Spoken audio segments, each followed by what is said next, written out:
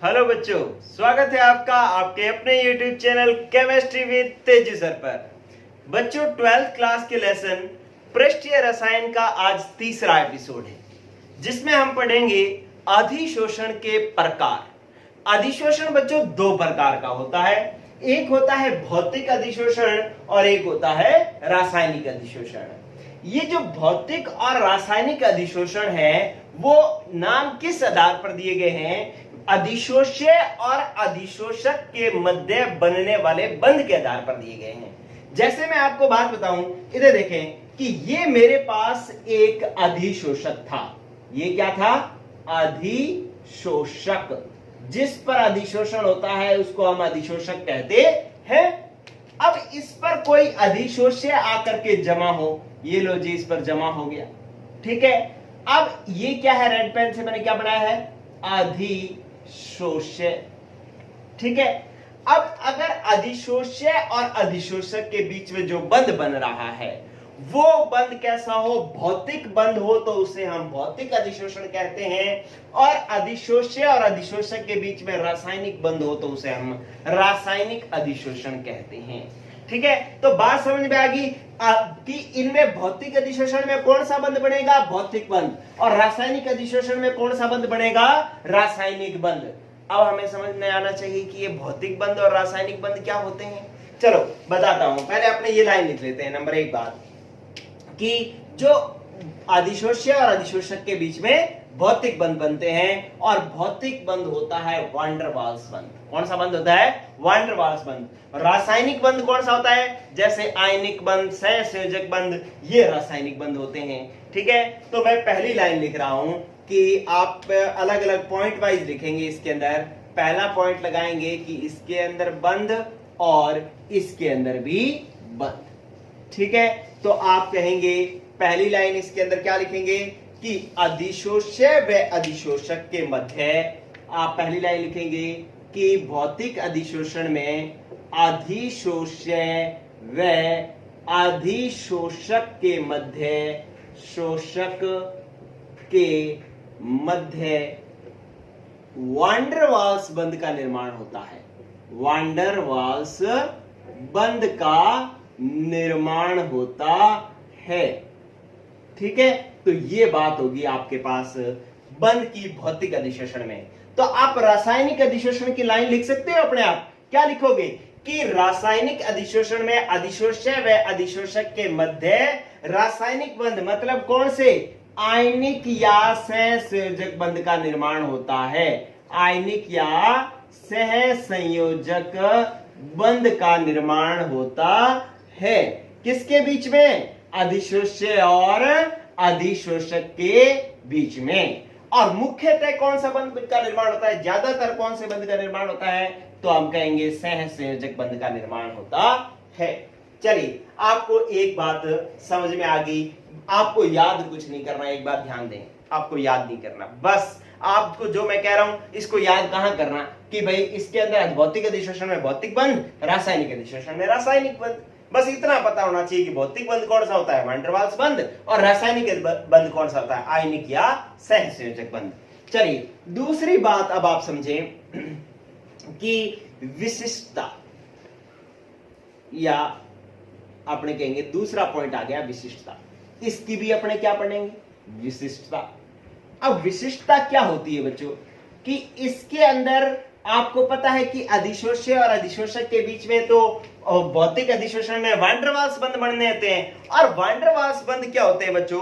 कि दो चीजें जब पास पास में पड़ी हो तो उनमें अपने आप ही एक दुर्बल बंध बन जाता है, जिसको हम वान डेर वाल्स बंध कहते हैं।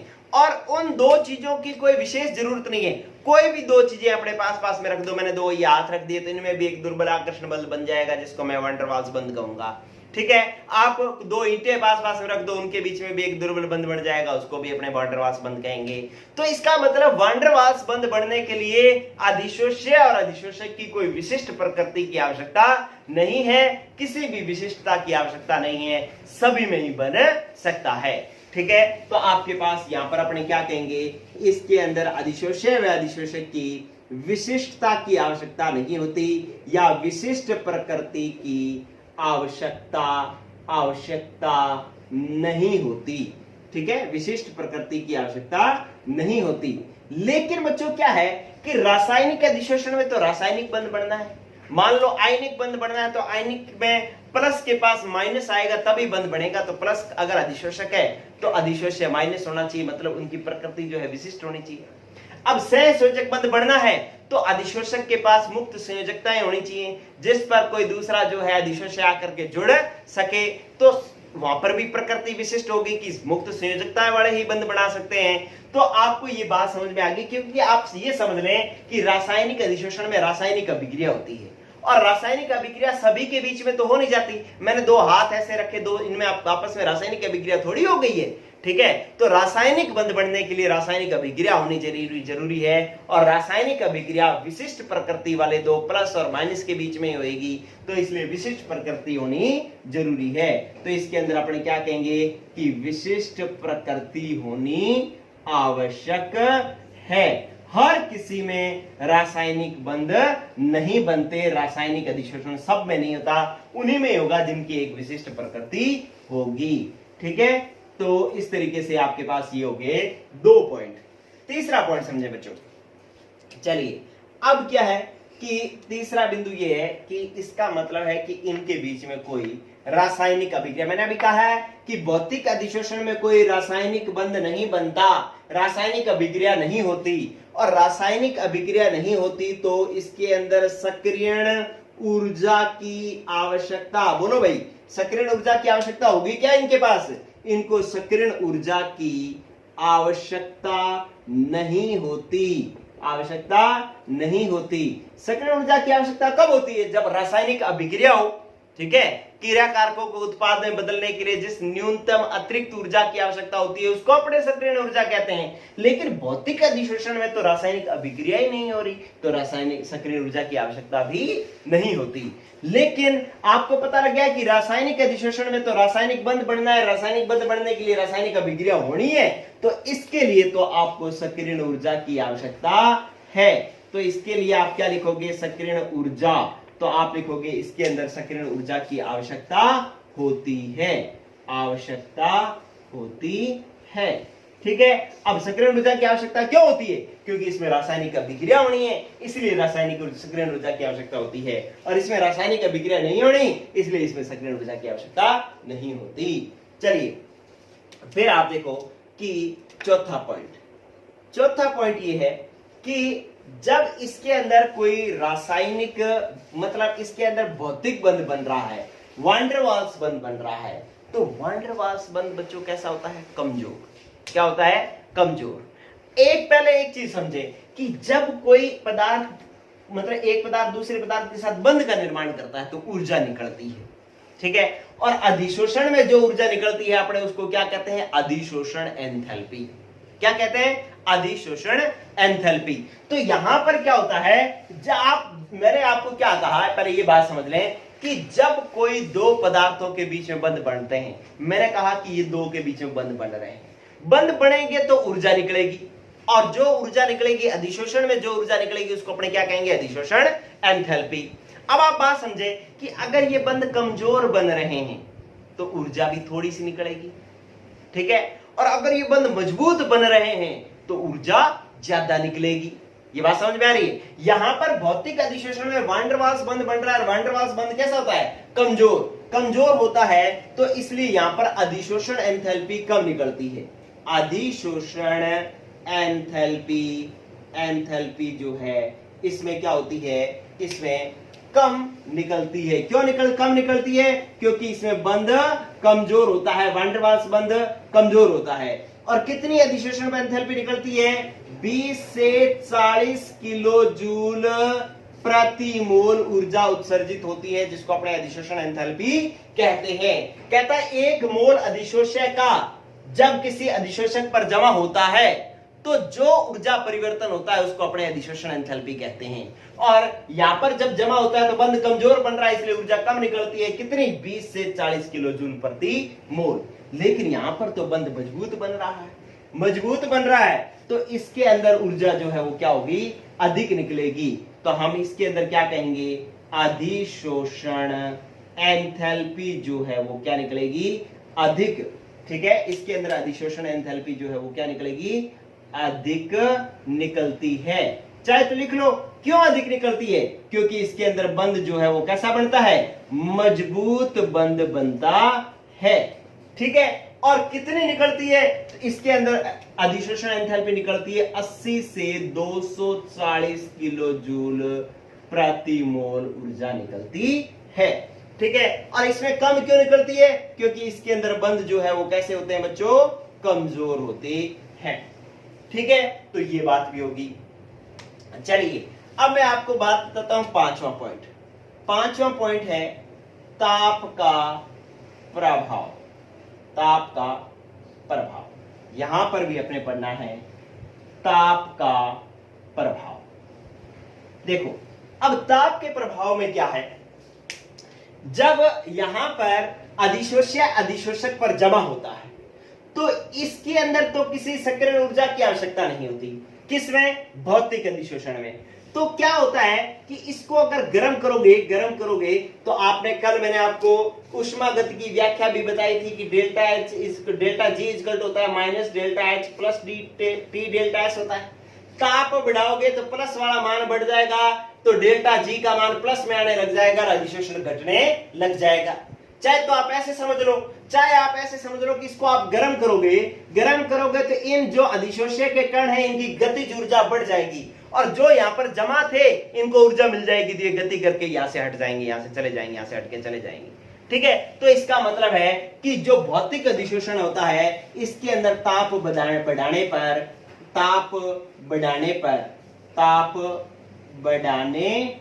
पर अधिशोषण घटता है, अधिशोषण घट जाता है।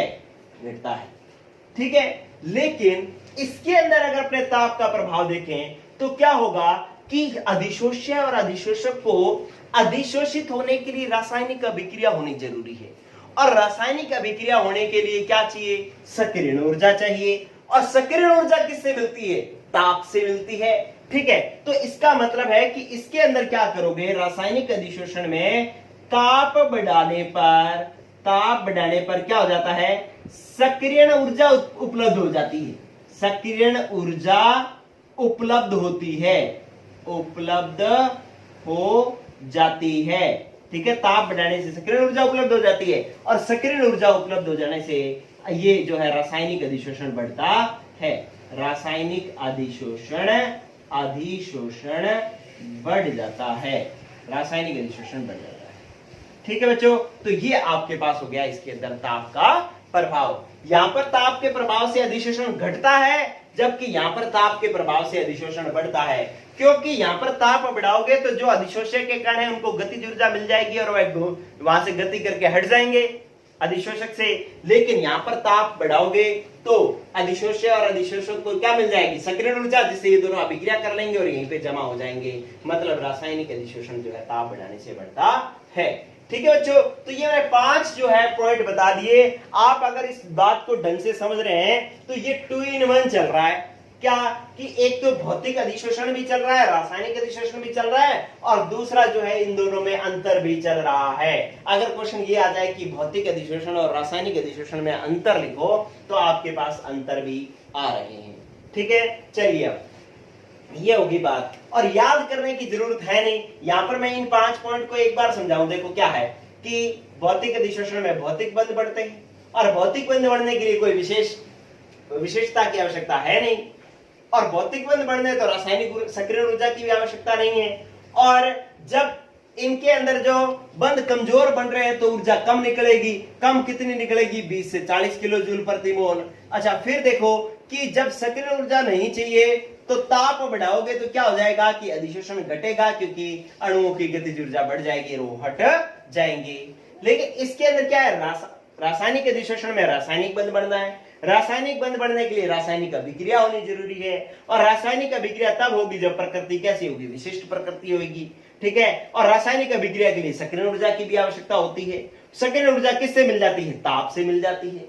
ठीक है। और यहां पर बंध मजबूत बनता है, आयनिक और सहसंयोजक बंध मजबूत होते हैं तो ऊर्जा अधिक निकलती है, 80 से 240 किलो जूल प्रति मोल, मतलब अधिशोषण एंथैल्पी अधिक निकलती है। तो आप एक के बाद एक बात अपने आप आएगी, आपको कोई रट्टा मारने की आवश्यकता नहीं है। चलिए अब मैं छठे पॉइंट की बात करता हूं, आप इसका स्क्रीनशॉट ले लें पहले। चलिए देखो अब सिक्स्थ पॉइंट क्या है,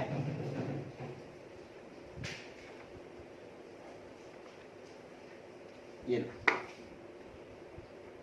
दोनों के अंतर भी साथ साथ में चल रहे हैं और टॉपिक भी साथ साथ में चल रहे हैं, ठीक है। ये लो,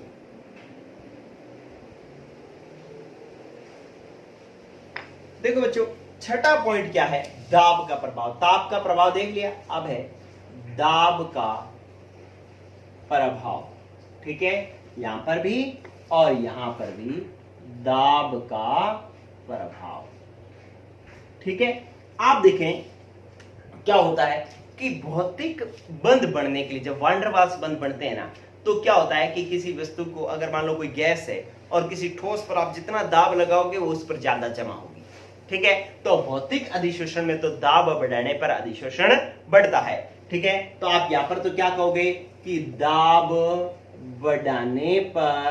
बढ़ाने पर अधिशोषण, भौतिक अधिशोषण जो है वो क्या होता है, बढ़ता है। ये एक मतलब ये फुल डिटेल अभी अगली क्लास जो है इसी पर ही है, दाब के प्रभाव पर ही आएगी अगली क्लास, ठीक है। तो इसको फुल डिटेल में पढ़ेंगे, लेकिन एक बात इतना तो समझ ही सकते हैं कि यार कोई ठोस पड़ा है, उस पर कोई गैस अधिशोषित करनी, तो जितनी गैस पर दाब लगाओगे उतनी ज्यादा जमा होगी, ठीक है। लेकिन रासायनिक अधिशोषण में दाब, रासायनिक अधिशोषण कराने में एक सहायक तो हो सकता है कि दाब लगाओगे तो भाई जो गैस है वो अधिशोषक के संपर्क में रहेगी और रासायनिक अभिक्रिया होने की संभावना है। लेकिन दाब लगाने से अधिशोषण अधिक होगा ये जरूरी नहीं है रासायनिक अधिशोषण में, क्योंकि रासायनिक अधिशोषण में तो क्या होना है, रासायनिक अभिक्रिया होनी है, ठीक है। तो इसके अंदर दाब जो है वो रासायनिक अधिशोषण कराने में सहायक हो सकता है, लेकिन इस पर दाब का प्रभाव नहीं पड़ता, दाब का प्रभाव नहीं पड़ता। ऐसा नहीं कह सकते कि दाब बढ़ाओगे तो रासायनिक अधिशोषण अधिक होगा, ठीक है। चलिए अब अपने पास आ गया सातवां पॉइंट। सातवां पॉइंट क्या है दोस्तों कि अगर अपने बात करें उत्क्रमणीयता की, उत्क्रमणीयता, ये बात करते हैं इसके अंदर भी और इसके अंदर भी। उत्क्रमणीयता देखो क्या होता है कि आपने कोई आपके पास अधिशोष्य था और वो जमा हो रहा था किस पर, अधिशोषक पर। मैं ऐसे बना लेता हूं कि आपके पास ये अधिशोषक था ठोस, ठीक है, और ये जो है वो गैस, ये क्या थी, अधिशोष्य। ये थी हमारे पास अधिशोष्य और ये थी अधिशोषक, ठीक है। इन दोनों के बीच में क्या हुआ बच्चों, अधिशोषण, ठीक है। कब अधिशोषण हुआ, जब आपने ताप तो किया कम और दाब किया ज्यादा।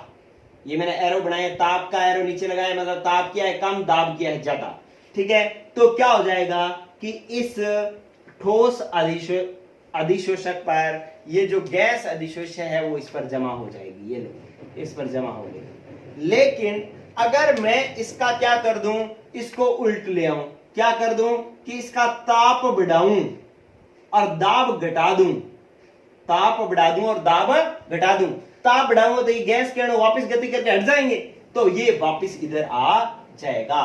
तो इसका मतलब अधिशोषक पर ताप घटाओगे दाब बढ़ाओगे तो जमा हो जाएगा, लेकिन ताप बढ़ा दोगे और दाब घटा दोगे तो ये वापस हट जाएगा। तो इसका मतलब है ये कैसा होता है, उत्क्रमणीय होता है।